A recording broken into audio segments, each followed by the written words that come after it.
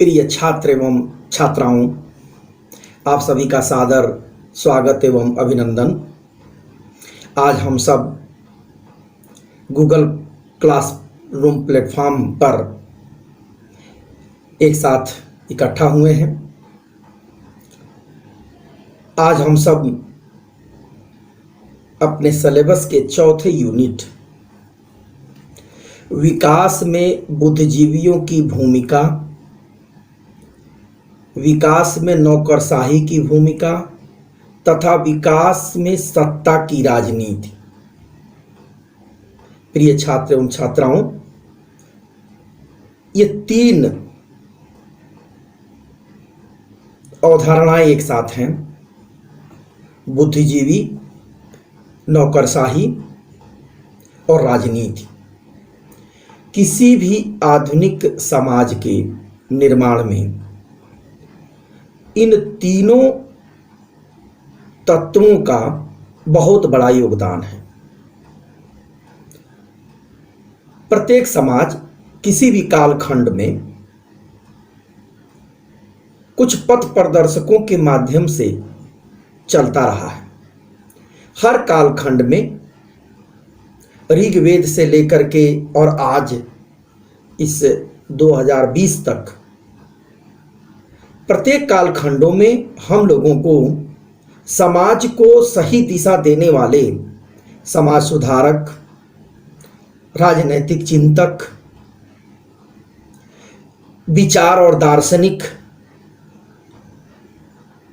जीवन मूल्यों की रक्षा करने वाले लोग,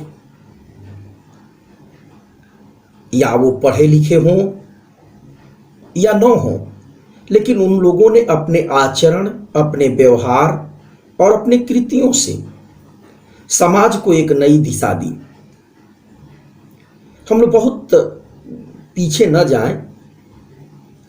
अपने स्वतंत्रता आंदोलन के जो कालखंड है उसी में देखा जाए तो पहला जो स्वतंत्रता संग्राम जो इस दौरान में 1857 की जो क्रांति थी, वो क्रांति में एक से एक लोग ऐसे लड़े थे कि उसमें जनता जुटती चली गई थी, जिसमें झांसी बाई रानी का नाम, बहादुर शाह जफर के नेतृत्व में अंतिम जो मुगल शासक था, ये लड़ाई लड़ी गई थी।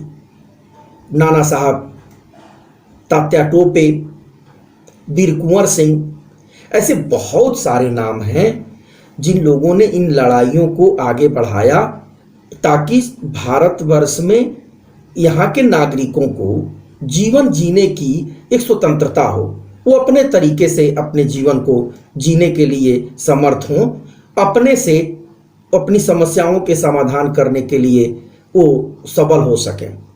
ये स्थिति रही है। आगे के कालखंड में महात्मा गांधी, जो राष्ट्रपिता के रूप में आज हम लोगों के लिए वंदनीय है, सुभाष चंद्र बोस, जवाहरलाल नेहरू, विनोबा भावे, सरदार पटेल, एक से एक वीर सावरकर नाम रहे जिन्होंने इन सब चीजों को, अब जैसे एक छोटी सी बात, स्टेटमेंट, करो या मरो, ये जो नारे थे ये जीवन पद्धति को बदल देते थे। तुम मुझे खून दो, मैं तुम्हें आजादी दूंगा।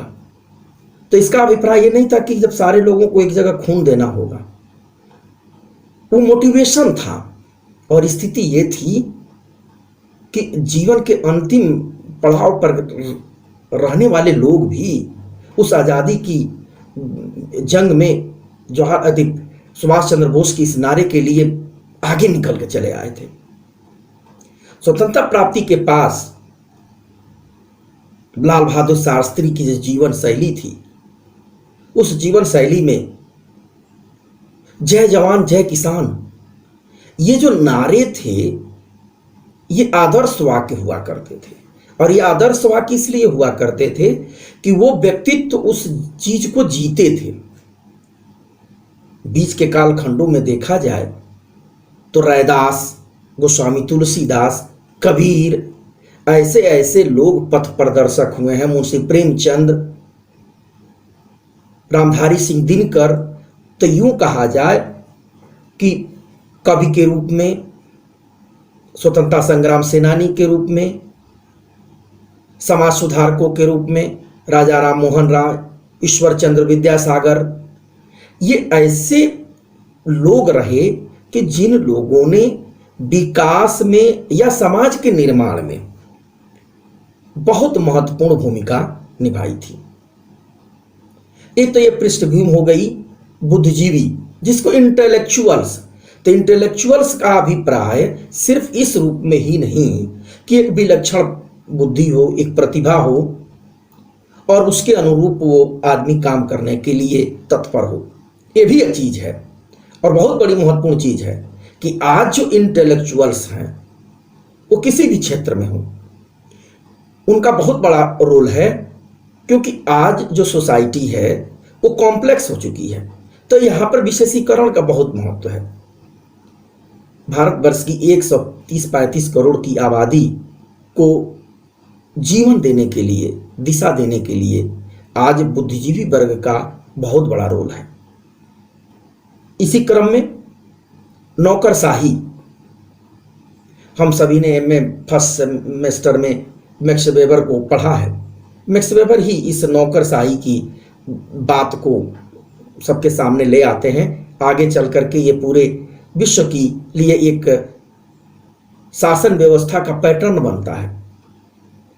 नौकरशाही के अंदर एक हायरार्की होती है, कार्य और अधिकारों का वितरण होता है, उस अनुरूप नीतियों को और नीति निर्माण के कार्य को नौकरशाही को करना, उसको लागू कराना, उसके अच्छे परिणाम को ले आना, ताकि कोई भी योजना हो वो सार्थक रूप से चल सके।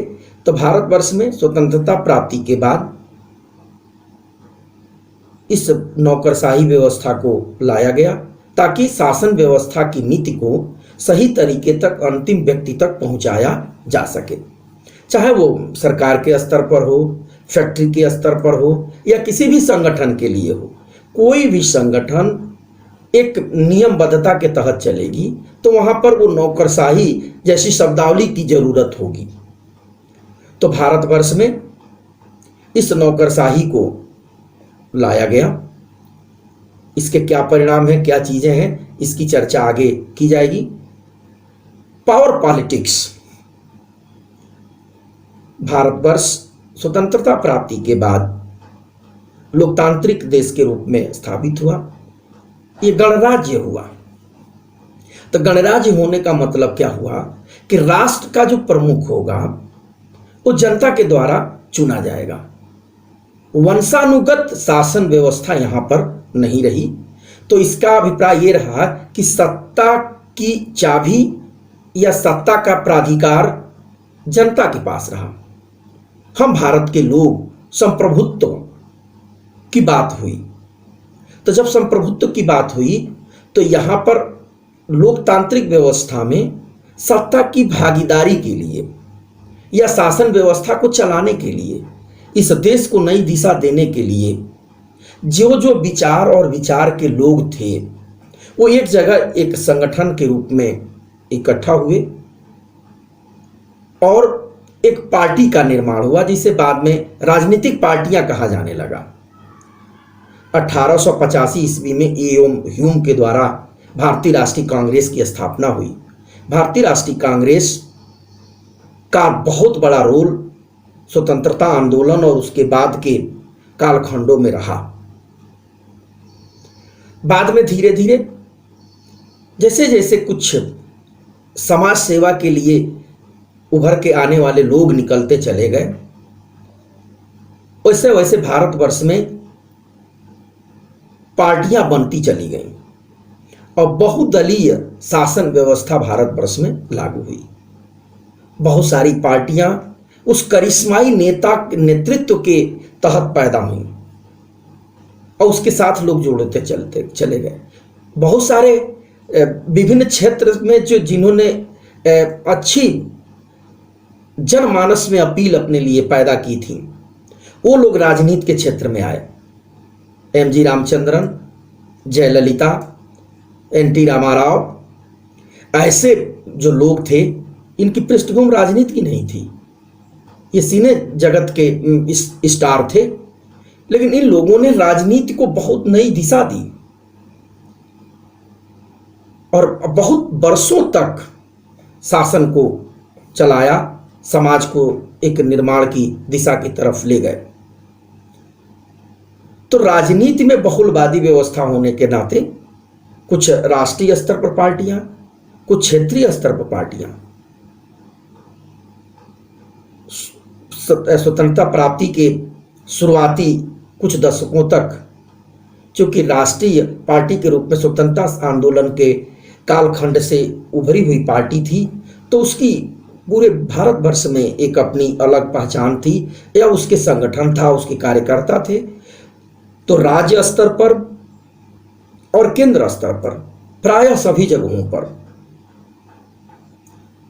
भारतीय राष्ट्रीय कांग्रेस का नेतृत्व रहा। उसके नेतृत्व में शासन व्यवस्था चलती रही। 1967 में आकर के इसे चुनौती मिलने लगी। बहुत सारी सोशलिस्टिक पार्टी की स्थापना हुई। कांग्रेस से ही कुछ बहुत सारे अच्छे नेता, जयप्रकाश नारायण, मोरारजी देसाई, चौधरी चरण सिंह, चंद्रशेखर, जो ये सब बहुत युवा तुर्क थे, देवरस, जॉर्ज फर्नांडीज, इन लोगों ने निकल करके अलग अलग पार्टियों का गठन किया। बीच में जनसंघ की स्थापना हुई। श्यामा प्रसाद मुखर्जी, दीनदयाल उपाध्याय जैसे लोगों ने जनसंघ की स्थापना की, जिसकी आगे माइलस्टोन लीडरशिप माननीय अटल बिहारी वाजपेयी, लाल कृष्ण आडवाणी, ऐसे लोगों का एक सत्ता के साथ एक पैरेलल व्यवस्था, क्योंकि किसी भी लोकतांत्रिक व्यवस्था में लोकतंत्र की मजबूती के लिए और लोकतांत्रिक व्यवस्था सही चल सके, नीतियां सही हों, तो एक मजबूत विपक्ष की जरूरत है।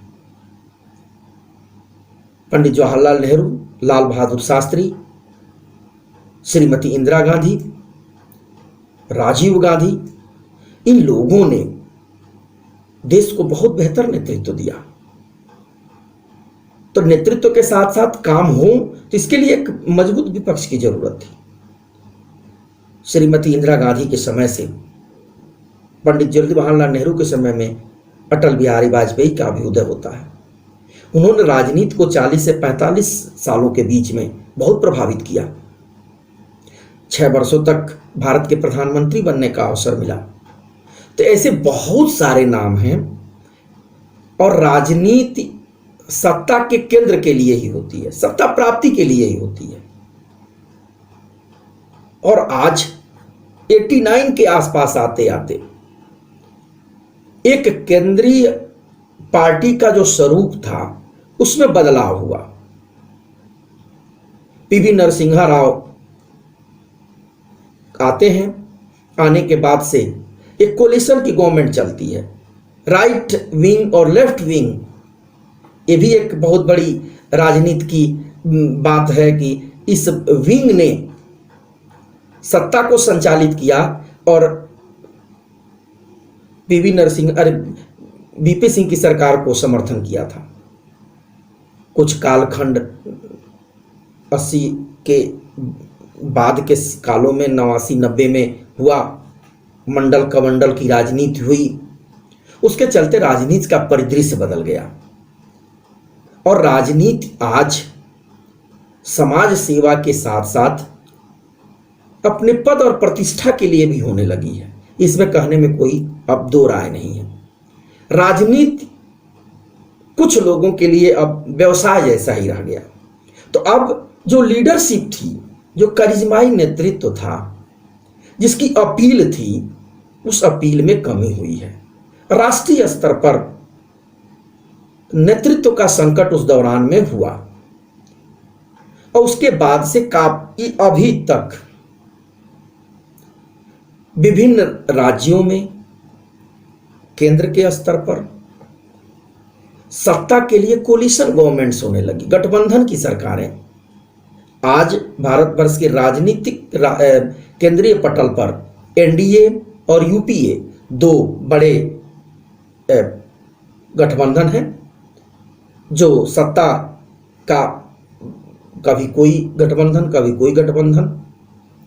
लेकिन इस में विगत कुछ वर्षों में राजीव गांधी की 84 की जो सत्ता थी, 410 अपार जन समर्थन के साथ जो सरकार बनी थी, इंदिरा गांधी जी के देहांत के बाद एक बहुत बड़े नेता को जब देश ने खोया था तो सहानुभूति में वो जीत हुई थी। उसके बाद से 2014 में पहली फिर ऐसी गवर्नमेंट हुई कि ठीक है कि वो गठबंधन की भी सरकार थी, लेकिन जो उसमें बड़ी पार्टी थी भारतीय जनता पार्टी, जनसंघ ही बाद में चल के 1980 में भारतीय जनता पार्टी के रूप में हुआ। बीच में 28 साल भारतीय जनता पार्टी की, केवल जनता पार्टी की सरकार थी, जिसके मोरारजी देसाई प्रधानमंत्री थे। वो कोलिशन टूटा। महत्वाकांक्षाओं की लड़ाई इन दशकों में इधर राजनीति में महत्वाकांक्षा बहुत ज़्यादा बढ़ी। तो जब ये संघर्ष, जो सेवा का भाव था, जो संदर्भ था, वो बदल गया। अब आज राजनीति में हर कोई सत्ता प्राप्त करना चाहता है, एन केन प्राकृण। वो किसी तरह से हमको राजनीति में, हमको अपने प्रांत में, अपने जिले में, अपने प्रांत और अपने जिले में हम सब अब आज सत्ता में भागीदारी चाहते हैं। तो सत्ता में भागीदारी के लिए किसी भी कीमत तक हम जाने को तैयार हैं। तो ये जो तीन हमारे अवधारणाएं हैं, ये तीनों अवधारणाएं बड़ी हैं। इसको हो सकता है 2 से 3 कक्षाओं की जरूरत पड़ जाए। तो आज हम सब इसमें, इस कक्षा में इसकी पृष्ठभूमि के बारे में बात किया कि विकास, भारत में स्वतंत्रता प्राप्ति के बाद जो प्रक्रिया चली, उस प्रक्रिया में बुद्धिजीवियों का, नौकरशाही का और नौकरशाहों का, और सत्ता की राजनीति का गणित, ये 3 अवधारणाएं बड़ी हैं और इन तीनों का बहुत बड़ा रोल इन 7 दशकों में रहा है। तो प्रिय विद्यार्थियों, हम इस लेक्चर में इस पृष्ठभूमि तक ही बात को रखते हैं। अगले लेक्चर में हम आपसे बुद्धिजीवी किस प्रकार से इन 7 दशकों में नियोजन और विकास में अपनी भूमिका को निभाया है और बुद्धिजीवी क्या है, उसकी विशेषताएं क्या हैं, इसकी हम सब चर्चा करेंगे। तो बहुत बहुत धन्यवाद। आप सब जुड़े, आप स्वस्थ होंगे घर पे, सबका आप ख्याल रखें। लॉकडाउन के नियमों का अनुपालन करते हुए अध्ययन कार्य को करें। मानसिक रूप से मजबूत रहने की ज़रूरत है। इन्हीं बातों के साथ आज मैं अपनी कक्षा को यहीं समाप्त करता हूँ। धन्यवाद।